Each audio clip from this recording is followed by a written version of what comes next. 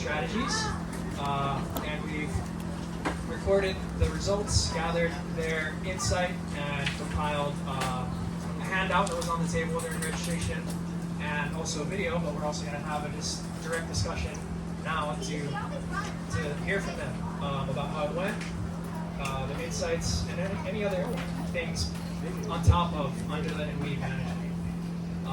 But I guess first we'll just maybe do a quick intro, let you guys introduce yourselves. And we'll start with, I guess, maybe how many trees you have, what other things you might be producing other than ʻulu, and anything else you find pertinent to your introduction. We've been in various aspects of farming for 40 years. 40 years up in North Kohana. Our primary crop that we kind of landed on was sod, growing legal grass, turf grass, and so that we were the first ones on the island, so we had to educate people how to install sod. And so now we're winding down 40 years of doing that. And in the meantime, about 14 years ago, we put in 50 trees. Ma'afala, since then I've lost a few. I'm back up to 48. So yeah, they're 14 years old. Going out to see for quite a while.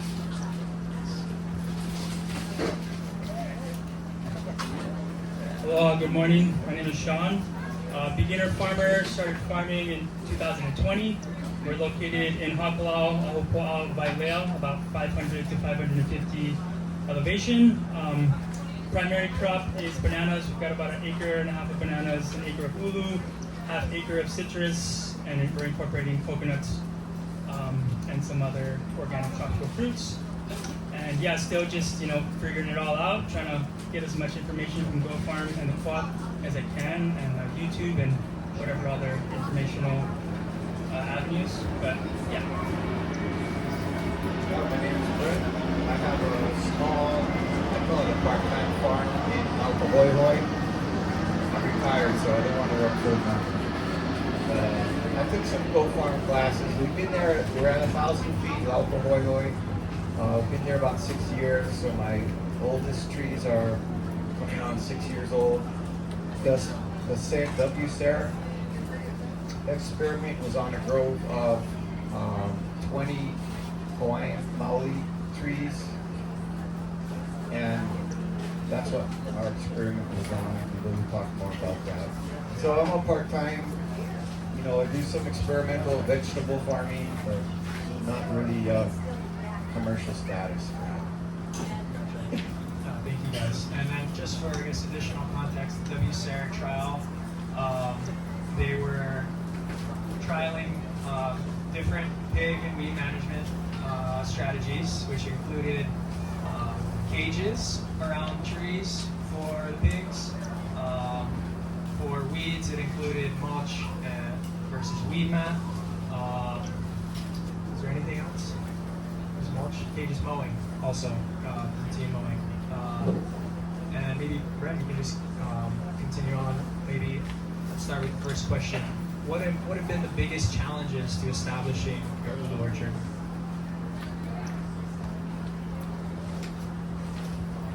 I did try having sheep in them when the trees are small, and my barriers were not effective. Sheep will love to eat ʻulu trees, so got rid of the sheep. I have pigs fenced out, so grass mowing and protecting from too much big aggressive grass. I guess that's the only weed I have is grass. So after the livestock, it was the weed. It's the weed management. Yeah, if weeds or grass, then yes. And then water has become. I never thought water would be an issue where we live. It's historically 160 inches a year, and a couple years ago, one day I looked out and half of that orchard of Hawaiian trees just wilted in one day. They went from happy to like, I thought there was poison. I thought the poison truck came by, but water. So young trees, they can have a serious water stress during a drought.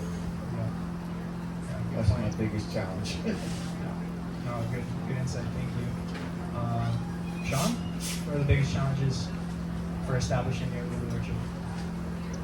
Luckily, when we planted the acre, it was a really wet month, so I think that was working in our favor. But at the moment, or initially, it was the feral pigs. I think we lost about 6 trees at first, and I dug them out, rehabilitated them. They fully bounced back, replanted them. So feral pigs is probably the biggest challenge. Also the grass. I just need to stay on the mowing. I try to do around the trees weekly, in between the rows, at least every month, maybe every 3 months with the tractor. And also water. We don't have any water at the moment, so I was hand watering at times. And but for us, I think it was the feral pigs. Thanks. Lonnie, do you remember what the biggest challenges were to establishing your ʻulu orchard? Well, we weren't prepared. This was kind of thrown upon us. So, put the trees in. What could it take? It's a ʻulu tree. It should be no care at all. Well, so we decided we would weedmat. We would put drip irrigation. All that worked great. Until one day I got to the farm. This is about 4 years in, 5 years in, and every single tree, the bark was stripped 3 feet up. Every single one. So I thought we were being sabotaged. But it was pigs. It was pigs. So then we had to spend the money now for weedmat, drip irrigation, and fencing on for pigs. So yeah, and right now when they mentioned the water, I've got 14 trees, and we have to water by hand. A toad out there showering off our trees about every other week.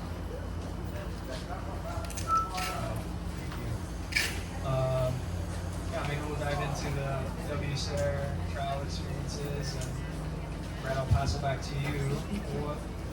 What are some of the issues you had with pigs or you mentioned the livestock, and what have you done specifically to address them? I did have pigs snuck in once. I left the gate open one night, and there was some stripping going on, but it was real minimal, so I was still lucky. Other than that, just really good hot wire fence around my whole garden, orchard area. Perimeter fencing. Perimeter fencing, yeah. That's how to keep the pigs out. It's worked. I know you do have to maintain it. If you get big clumps of baby grass, they can distort things and change the ground, and then maybe that dies, and you've got a hole under your fence. So no matter how tough it is, you do have to keep after it. So not just the perimeter fence, but fence maintenance and checking the fence line Don't leave periodically. the gate open. Don't take it for granted. Yeah, you can't take it for granted because things change. Like the land can change, Yeah. Yeah. I was told that pigs they won't dig under the fence like a dog. They won't really burrow under the fence, but if it's already got a space, it doesn't take much more for that. And the babies, I think babies got into my place one night. Yeah. I don't know, but babies even can do a lot of damage. Yeah. Sean?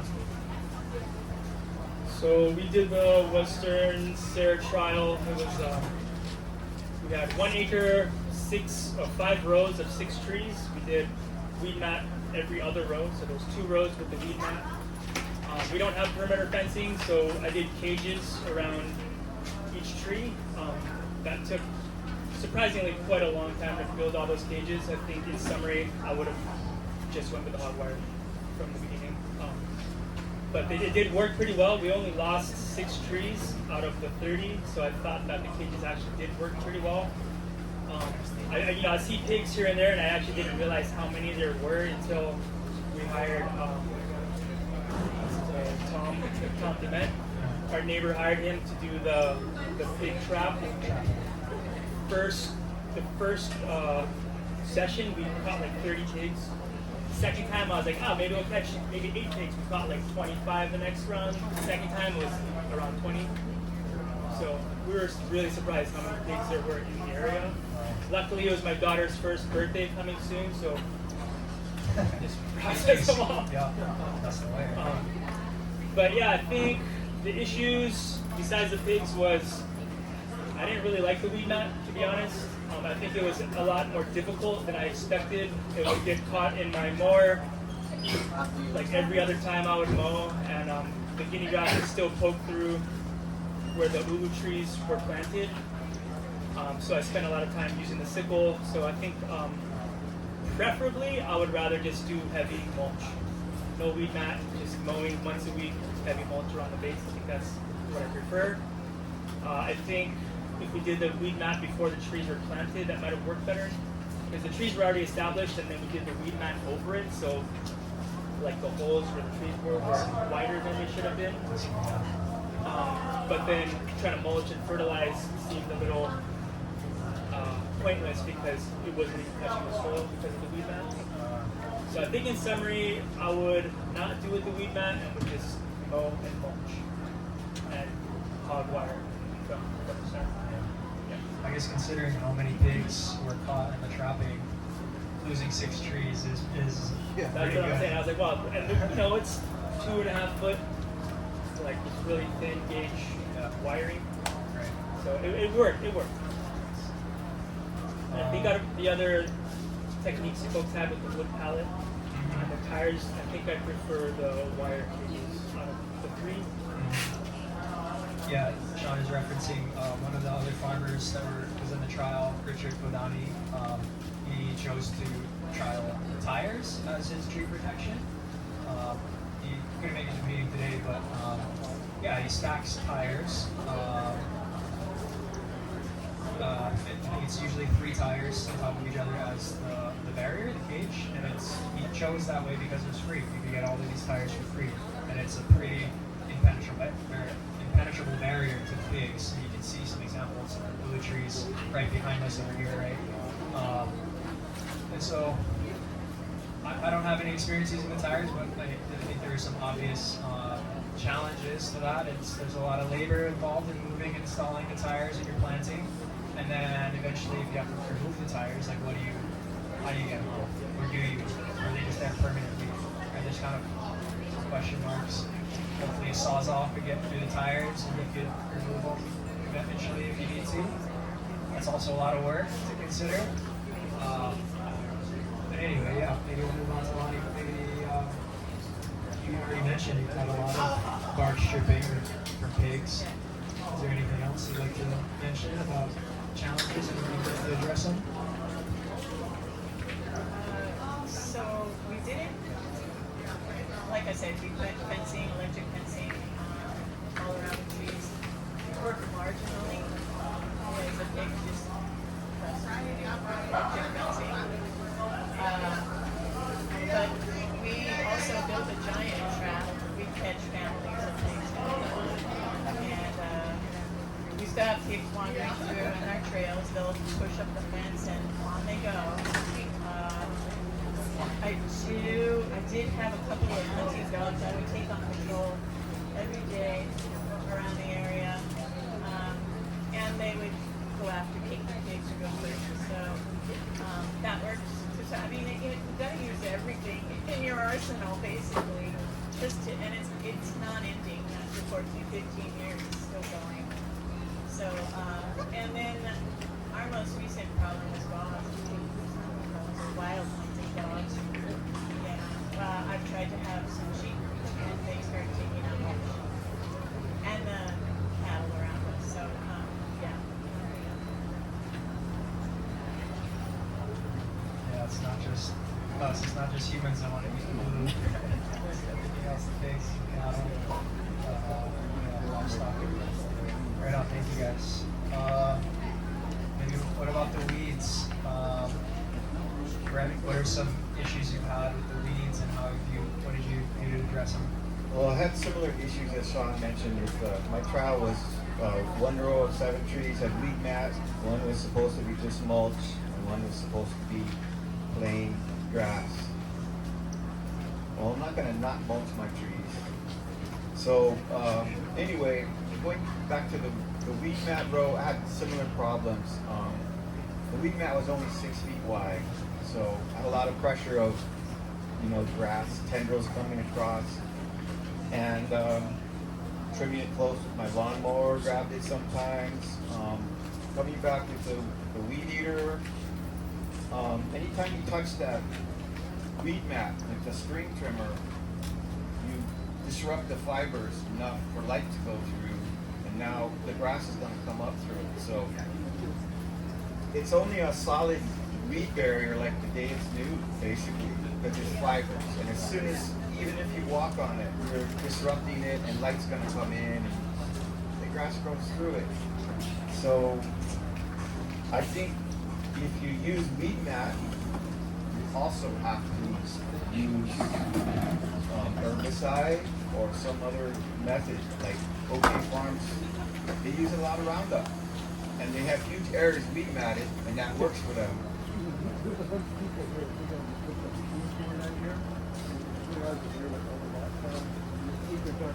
Yeah, the speakers are at max volume. We apologize, but we'll try to hold the mic closer to our mouths. I talked really loud already, but okay. Yeah, so I would also like to touch on, so weed mat might work in combination with some other technique, but by itself alone, I think you're gonna have problems. Other thing on mulch, like I've always been kind of a heavy mulcher,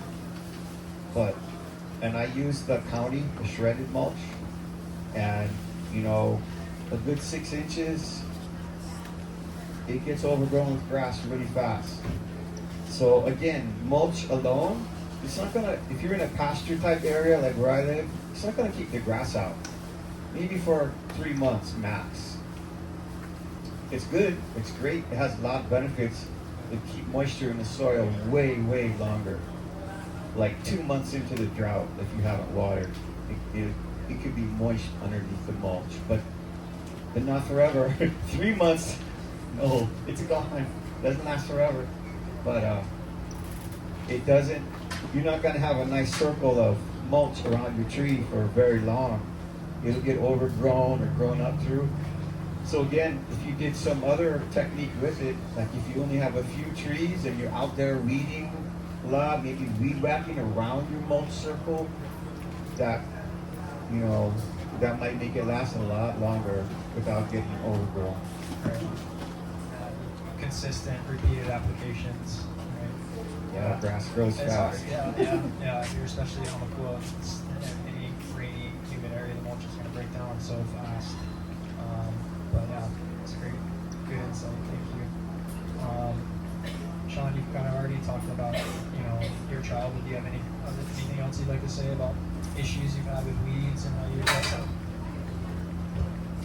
Touching up on the mulch, I'm trying to stay to like a quarterly mulch application. It hasn't really worked out exactly every 3 months, but about 3 months, you'd have to reapply. I try to go heavy with the grass mulch around the initial trunk of the tree, and then wood mulch after that.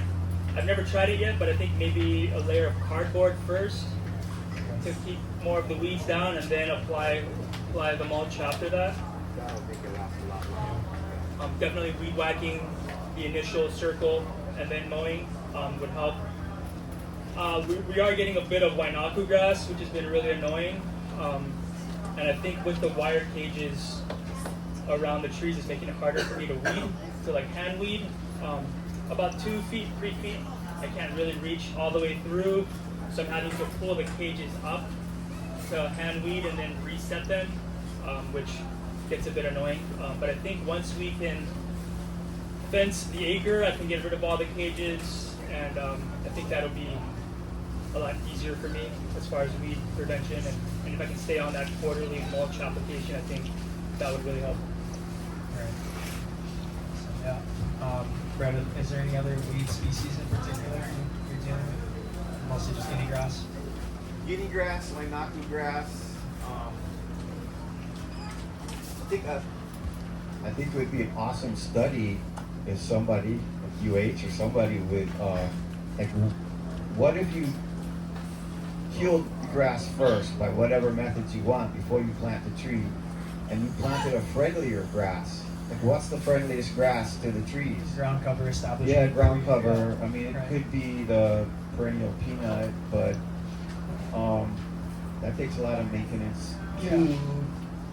I'm just thinking, man, if I could have just planted a friendlier grass that I could just mow, because my naku grass, it can like pierce through the roots, and guinea grass can like clump around the roots and choke them, and maybe some grasses are a lot friendlier to trees. I don't know if that's true. There are other ground cover species for sure, but grasses are typically weedy and really hard to deal with. It's can't be overstated how detrimental the grasses growing up around your young ulu trees can be. We found it's the #1 reason for young ulu tree death across our membership is not being able to keep up with the weeds, particularly the grasses, guinea grass, or knuckle grass, these other grasses that really outcompete and strangle the root systems of young trees. So yeah, ideally, some other friendlier ground cover establishment pre-planting would be great, but it's a lot easier said than done. There's a lot of costs and labor associated with trying to establish ground cover. There's not too many great options as far as easy seedability. Like, think about spreading seeds is a lot easier than planting cuttings or having to transplant something like perennial peanut, right? But definitely good things to consider. If you can, I think that's ideal before trying to establish an orchard or an agroforestry system. You start with the ground cover, start with the ground first. Like I said, a lot easier said than done. Monty, you have some issues with weeds and how you address them? Basically, under the trees, it's getting less and less. As these trees are bigger and bigger. Louder, please. Okay. As the trees are bigger and bigger, and we're at a 29-foot wide spacing between trunk to trunk. Just right now, we've got some limbs that are starting to shake hands after 14 years. And the grasses underneath the trees are getting less and less. We weed eat, mow around their perimeters, mulch under the trees themselves, and we've been doing layering as well. So with the canopy thicker like that, and less light going through to encourage weeds, it seems to be getting better. And what ulu variety are you growing mostly? Ma'afala.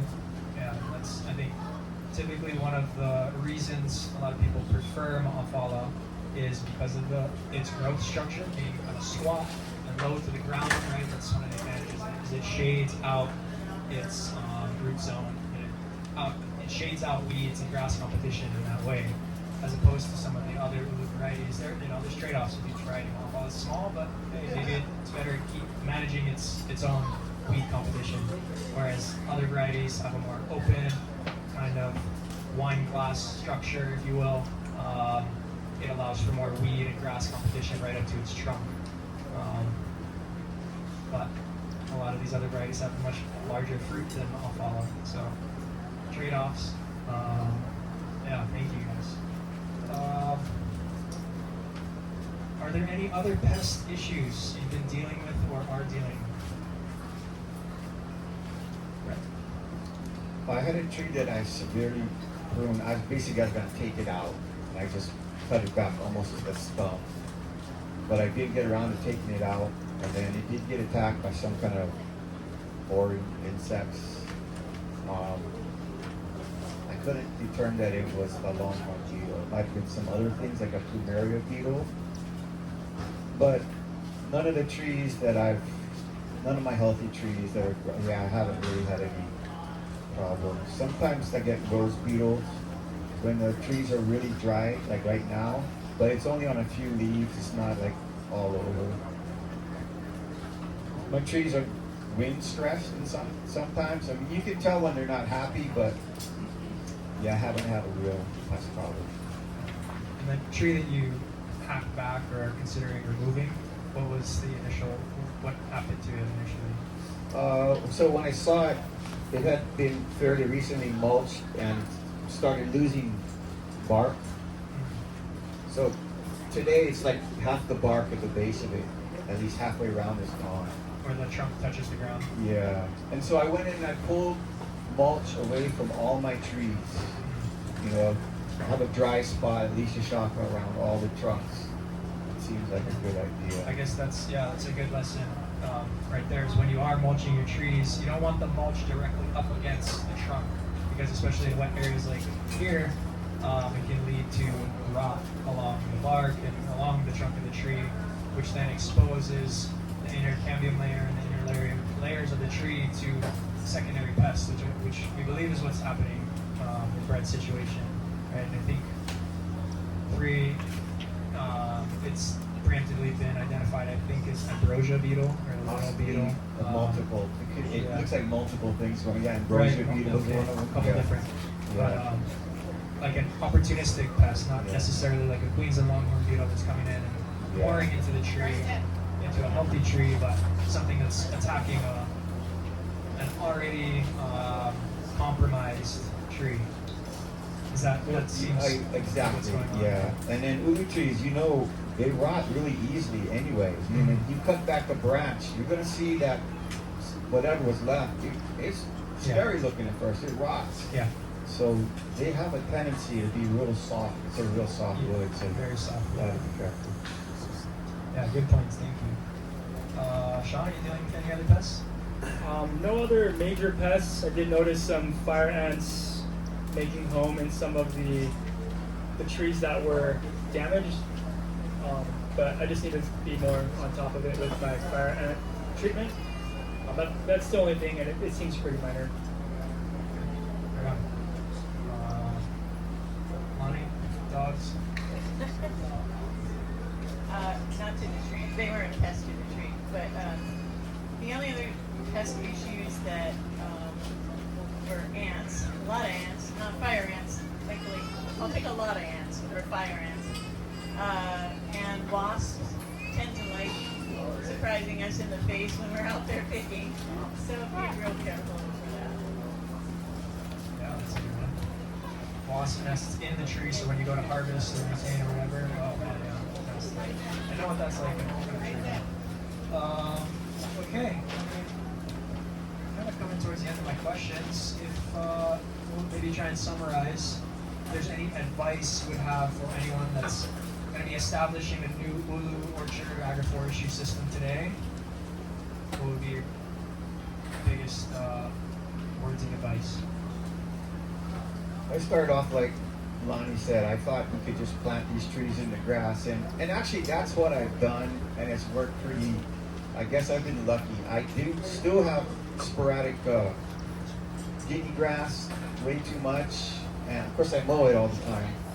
But it's worked for me pretty well. But I would not recommend doing that.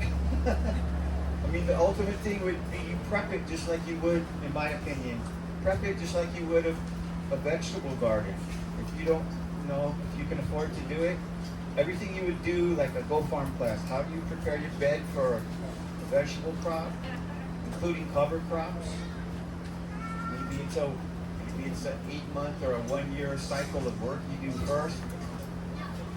And then, man, your tree's gonna get off to such an awesome start. You can keep the grass on, you can do whatever you mulch, whatever, cardboard, whatever. But the faster you get the tree going, real healthy, I think it'd be worth the effort. Because you want production as soon as possible. Waiting for your tree to have its first commercial crop is not fun. And especially if you're higher elevation, like 1,000 feet, like, oh, these ma'afala never gonna, they're just now fruiting the first time, coming into their 6th year. I mean, they had little piddly fruit before for maybe a year and a half. Practice runs, like 2 years in a row almost. And now they're kind of cranking out, and some of them are 5 inches. At least I know they can do it. So maybe next year I'll make a little money. That's on the ma'afala. The Hawaiians, they're about 5 years old and there's no fruit yet. So you're best words of advice is not to skimp on the prep, Exactly. the field prep. And I think it'll make you feel a lot better. yeah. You know you did your best. Great. Sean, advice for anyone planting a new orchard today? Yeah, exactly what he said. We kind of rushed into planting ours. I think I would have let the paddock rest a little longer. I would have liked to have cover cropped it properly. I would have did a perimeter fence. We did 30-foot spacing. It was a staggered spacing. I think I would have went maybe 35 to 40 feet, and I wouldn't have staggered it because we're intercropping, and it's kind of throwing off the symmetry in my brain. So I think I would have not have staggered it. I would have given it more space, and just stay on the mowing. So weekly or bi-weekly mowing around the base and in between the rows, and just hitting it with the tractor once a month, maybe once every 3 months if you have access to a tractor. Foliar spray, fish emulsion, seaweed. And I think if you hit it every week with the foliar spray, I think that would really benefit. I'm not doing it religiously. I think that would be the biggest thing with me is just hit it with the foliar spray once a week, annual or biannual, fertilize whatever schedule you're on. But like you said, just proper prep I think would have been better in the long run. Nice. Thank you. Lonnie, advice for anyone planting a new orchard today? Yeah, a couple of things. Sometimes people will say, well, I put in 400 trees. That's great. What's the spacing? 15 feet. That's not great. How do you plan to harvest these? So asking around what would be the best planting spacing would be amazing prep. The second thing would be to probably work with somebody who is harvesting before you decide how many trees you want to put in.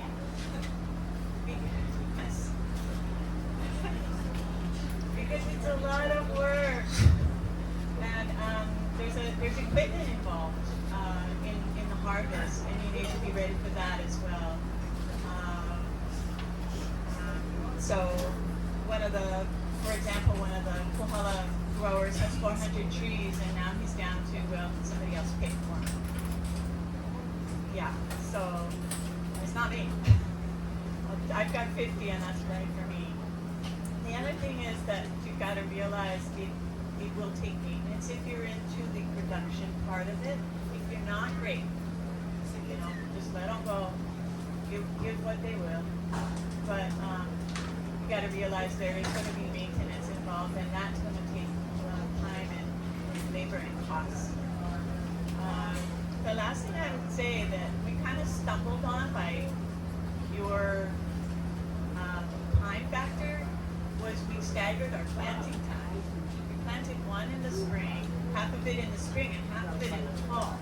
And we seem to have a longer production period as a result. Some of the trees will go off certain times and other trees will go off other times. So they're not on the same schedule, which may also help with your maintenance schedule, because then you only have to prune 10 trees, not all 50 trees. And each tree will have its own character, per se. They're all characters. And so yeah, get to know your trees as well. But I was not in on these wonderful experiments, but it will always be an experiment, I think, with food. Just enjoy your experience. No, thank you. I guess what I'm hearing, what I'm taking away from the three summaries is that it's an active relationship, right? And there is no set it and forget it. Farming and food production is active. It's always going to be work, no matter how simple your design or whatever. It's got to be active to get the results that you're hoping for. And I think that's critical to every. I guess before we move on to Q&A, I had one other follow-up question, maybe mostly just for Brett and Sean who were involved in the trial. Do you guys remember anything about the cost? costs of weedmat versus mulch?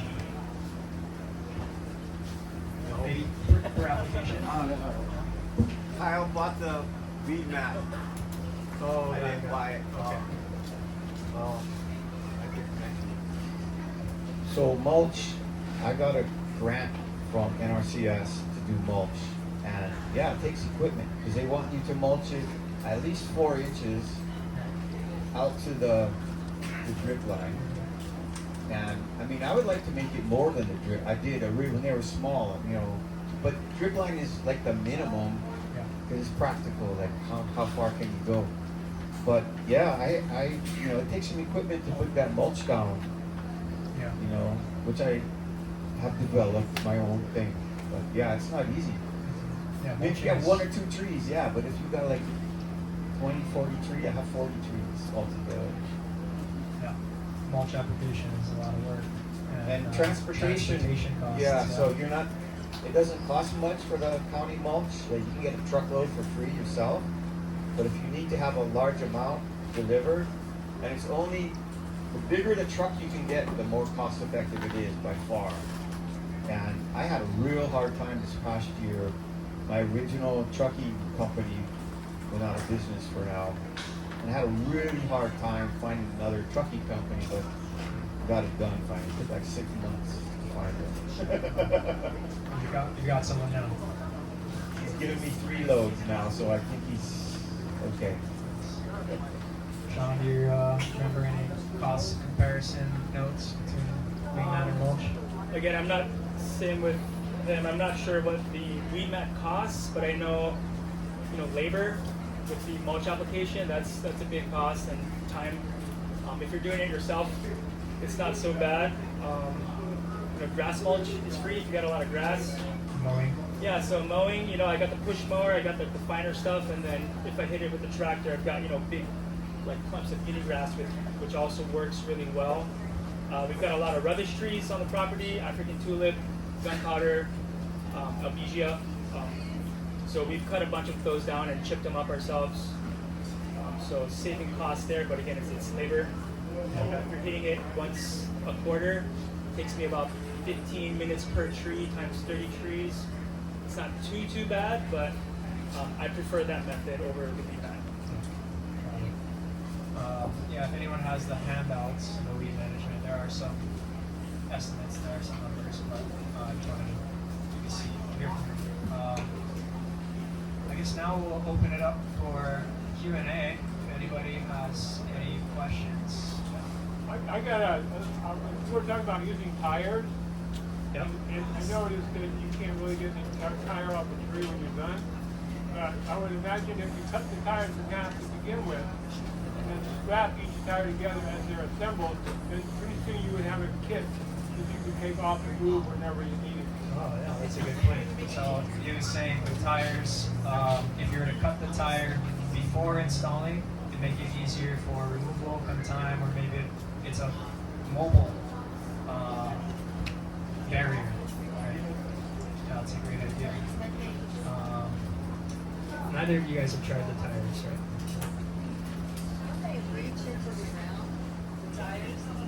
I don't know. We need some research. I imagine there's some microplastics or something, or you know, who knows.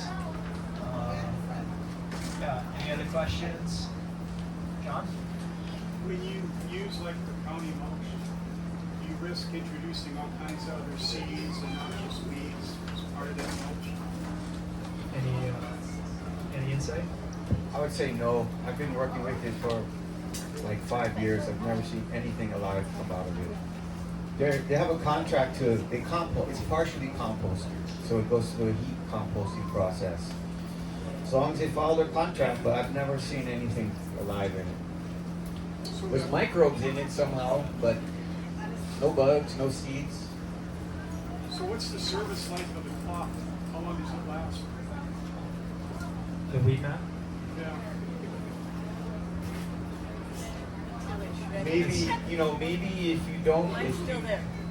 yeah, I mean, it lasts, but after what would you say, a year, 6 months even? It lasts until the first pass of the mower or the weed. Yeah, if you touch it with a mower or Yeah. even, you can weed whack it maybe a couple of times before the grass just gets so thick in it, it ain't worth it. Yeah. Yeah, especially if it To me, risks it's not. breaking your equipment or putting your mower or your something, putting a piece of equipment out. It's not fun to pull it. Yeah, I got it tangled in my mower to the point where I gotta stop and lift up my mower with my tractor and get under there. Yeah, that's not fun. Chief, question? So, do we know anything about perennial peanut or peanut on its ground covers? If there's any detriment to, is there any detriment to the trees in the ground covers?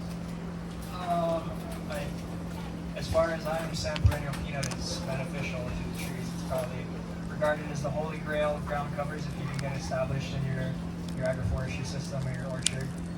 It's a nitrogen fixer. It's good fodder for animals. Doesn't get nearly as tall for mowing. It attracts pollinators, and it gives to the trees as opposed to taking and competing with the trees. The challenge is the cost of establishing it and the labor involved in establishing it, because it's done by cuttings or stolons. There is a seedable perennial peanut variety that is restricted from import by the USDA because of the risks of it spreading other diseases to legumes, or it's just restricted from import to the United States. But yeah, does anyone else have experience with establishing perennial peanut or another ground cover that they really like?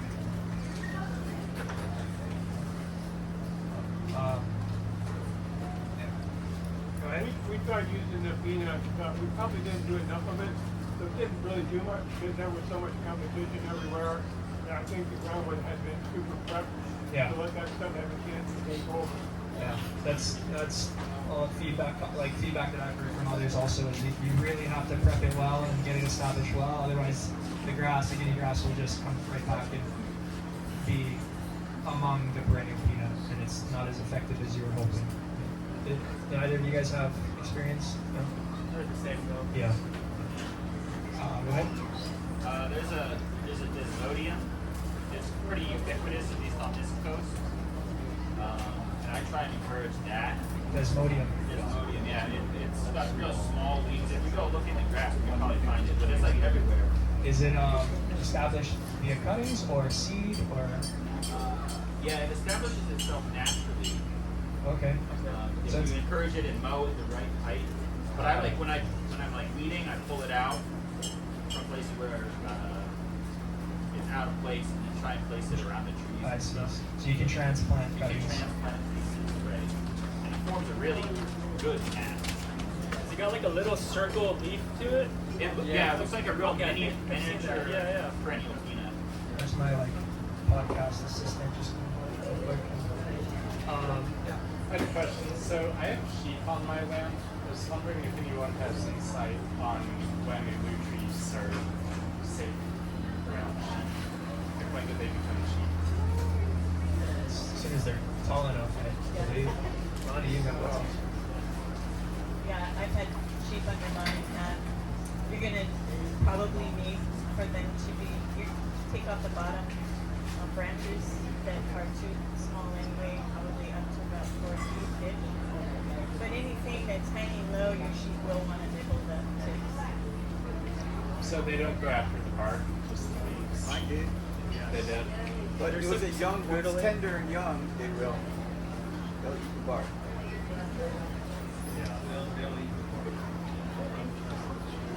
I haven't My sheep must incorporated. be good sheep. They're not eating bark, but they like the this is another side benefit is they like the fruit that falls off. So they'll eat that up, and I don't have to go around collecting the rotten fruit, which will attract flies. Yeah, no experience with sheep, and we haven't incorporated them yet. But maybe let them in for a week, maybe 2 weeks at the most before they start like girdling and really affecting the bark. think just enough to do a pass on the grass, some sheet fertilizer, and Rotating. rotate them out. It probably wouldn't be that hard to protect the trunk if they start nibbling on it. As long as you're ready, you could put something around it. I mean, it's No? really resistant. It'll like keep going. It'll Yeah. lean over and it'll keep going. I had one, they pushed the barrier over and exposed the stem, like they bent the whole tree, and they nibbled half the stem like that. And that tree had half its bark gone. And now, 4 years later, it's as big as all the other trees. You can't tell the difference. So, speaking They're of very resilience, resilient, yeah. but of course, you know, you don't want it to happen if they had gone all the way around the tree. It sets the timeline back. Yeah. At least, yeah. So Sure. that is it, like, Guy? A couple of things and then a question. We've been farming on this side of the island since 2008, and I find that weed mat has very limited uses. We use it for a boundary between like a garden area and a grass area that gets mowed. It works pretty well there. Every time I put it under trees, I've regretted it. It doesn't last. It makes a mess out of anything. You get it caught in your mower, and if you ever try to remove it, it's impossible because you've got a million little things growing into it from the ground. Forget about weed mat except in certain areas. The other thing I would say is I'm so happy that we fenced before we did anything else. It's a big expense, relatively, but it's so nice not to have to worry about the pigs. Because we got plenty of other things to worry about. The biggest concerns we have at the moment are the drought. In the beginning, the easiest way to kill a small breadfruit tree is to not give it enough water. They die fairly easily if you don't keep them moist when they're young. Once they get established, they're pretty resilient. I'm surprised. The bigger trees that we have, we've got quite a lot of trees. The bigger ones are doing incredibly well in the drought. I can't believe they're producing as much as they are. The smaller trees don't appear to be in danger of dying, and these trees have been in the ground maybe a couple of years. It doesn't look like they're in danger of dying. We're not hand watering them. They look a little shabby, but I think they're going to make it, assuming it rains sometime. Biggest problem we have remaining is the grasses, and I think I've become an advocate of the mulching. Chris suggested to me to put cardboard down first, and I think that's the only way that makes sense for me. If I'm going to go to all the bother of mulching, then I got to put some cardboard down and give it as much chance of lasting. The question I have for this team is, has anybody had any success at eliminating Wainaku grass? And you know, we all know about guinea grass. You've pretty much got to dig it out if you can't mow it. Any success with Wainaku? Thanks. No success. Success with any grasses? I don't even try. I can't tell if maybe all my grass is Wainaku, you know, except for the guinea. I don't even. I hate it, but I just mow it. Some more weed mat nightmares, more reiterating the point of perimeter fencing. You can afford it, and cardboard before mulch. Thank you, Guy. Question? Go ahead.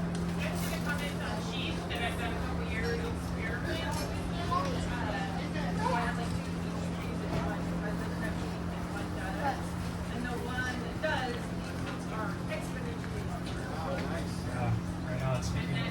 My first sheet didn't care at all about skunk, but it's raised properly wherever they can reach and everything. But I just put another like wire around it, and then everything in this new sheet that was like I'm like just like a piece of big grass in your and put that over it. But it's also beneficial to the trees. Like the fruits are much bigger. The tree is very happy. So it's good for them. Awesome. Thank you. So, speaking about the potential benefits of manure, livestock manure, how it's benefited Question trees. over there. They also keep the grass down, right? Mine, during ʻulu season, that's all they eat. They eat leaves, they eat fruit, but yes, they will. Do you have to mow? I mean, that's why I tried mine. I didn't want to mow. The trees are big enough that the I kids see. can draw, and then yeah, they have their like, I'll let you over here, but yeah, over there. But during food season, they're they don't eat. They don't eat all the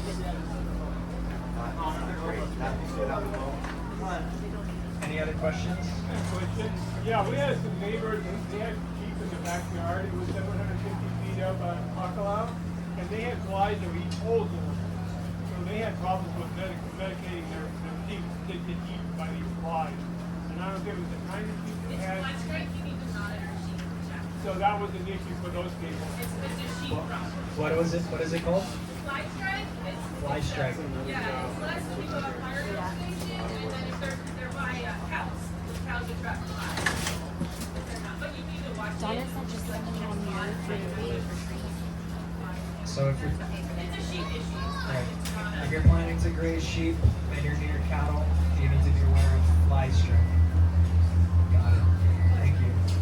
I did want to touch on the weed mat. I think if you're using it as a border, it works. I know OK Farms, their trial site, they use it as a border in between the ʻulu and the kalo, and they've got really heavy mulch and organic matter that kind of spill over the weed mat edges, so the grass isn't able to penetrate through the sides, which is the issue we're running through with mowing. So I think if you use it as a border, it works really well. But then you've got plastic in the ground, so it really depends on what you prefer. So as a border, I feel like it works well. We've got just a few minutes left before we wrap up. Are there any other questions or insights from anybody? Yeah, go ahead. Is there a consensus on spacing? Because I heard some like 30s, 29s, you know, and just the other question as far as is interplanting. I know that you mentioned it briefly, but crops to be successfully acquired any kind of intercrop and still been able to mechanize your systems, you know, so it's mulching. Yeah. Question. Yeah. So I'm kind of fortunate in my role here at the ʻulu Cooperative. I get to work with all of you guys, farmers from all across the islands. Some of that work involves agroforestry design and planning. And if I'm planning just a standard, straight out ʻulu orchard, I don't recommend anything less than 30 feet. So 30 by 30 is the go-to, and I would only increase from there. Depends on your varieties, depends on the goals, but ʻulu wants its space, and you want your space to be able to mow, to maintain, to harvest efficiently. If you're working with like a 1 acre or less food forest, and you want everything tight, and that's the design and that's the goal, sure, pack it all in, you know, but otherwise, 30 feet is the minimum. What height are you maintaining the trees at 30 foot spacing? Yeah, that's a good question again. It depends on the goals. If you're going for harvest and maintenance efficiency, 15 feet, you know, so that you can use a cut and hold extendable pruner easily, and not have to work with a 30-foot pole. And that kind of requires being on it with the pruning, especially the initial structural pruning when the tree is around anywhere from 3 to 5 or 6 years old. Once it starts getting just above overhead, if you want to keep it within 15 to 20 feet, that first structural pruning should be when that tree is reaching just overhead. But again, it depends on the goals. You know, maybe you're on property that already has existing huge mountain trees that are 40 plus feet tall. You don't want to deal with having to bring those down, and just work with the long harvester pole. So yeah, depends on the goals. You guys have any insight on spacing and pruning?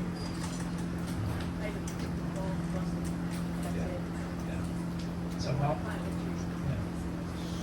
Work within the extent of your equipment and how hard you want to work. Go ahead. I can talk about spacing a little bit. To me, it's a little like having a number of different varieties of breadfruit. We've got 5 different varieties of breadfruit, and I like that. You know, they all have different positives and different negatives, but I like them overall. The spacing, my understanding is the typical breadfruit spacing for agriculture is like 25 feet, is I believe typical. and we hired actually a consultant from the breadfruit co-op to help us plan our farm, and he suggested we do some of them 20 feet apart. The ones that are 20 feet apart created like a hedge. The advantage of that is you do get better shading out of the weeds in between the trees, and I believe that you don't lose production because it's not necessarily the volume of tree that's the limiting factor to how many breadfruits you get. So you putting in the right nutrients, I think you can get just as much on a smaller tree as you can on a very large tree. So I like the 25 spacing, they're kind of easy to deal with, but I also like the 20-foot spacing. The 30-foot spacing I got no experience with. Thanks. Yeah. Nice. Good insight. We'll make sure to follow up with Guy and track the trial he's got going on. See the volumes that are coming out of the big ʻulu hedge. Yeah. Nice. Do you have a different spacing? Sorry, do you have a different spacing? 20 feet and then 20 feet, or 20 feet and then like it's an edge? So between row and between tree, Yeah. in row and between row. The trees in the hedge are 20 feet apart, and the hedges are 25 feet apart. So 25 between rows, 20 between trees. Yeah. So that means that if I'm doing a 25-foot spacing, it's basically like a grid. Right. If I'm doing a hedge row, it's not. They're a little closer together than they are apart. Vary the spacing by species. No. Okay, this kind of brings us to the end of our panel discussion. Thank you guys. This was really insightful. I hope you guys have found value in it. If you haven't gotten any of the handouts regarding the trial, those are up at the registration desk. We also have member profiles, so if you are a producer member, we have these kind of sheets that have your historical production data on them, as well as all of the basic info that basically all the data we have on you. And the idea was just for you to be able to look it over, mark it up, and cross out anything that's outdated or update it for us, provide information that's accurate so that we can get it back in our systems, make sure we know how many trees you have, make sure we know where you're located, that sort of thing. Yeah, maybe can we have a round of applause for our guests in our discussion?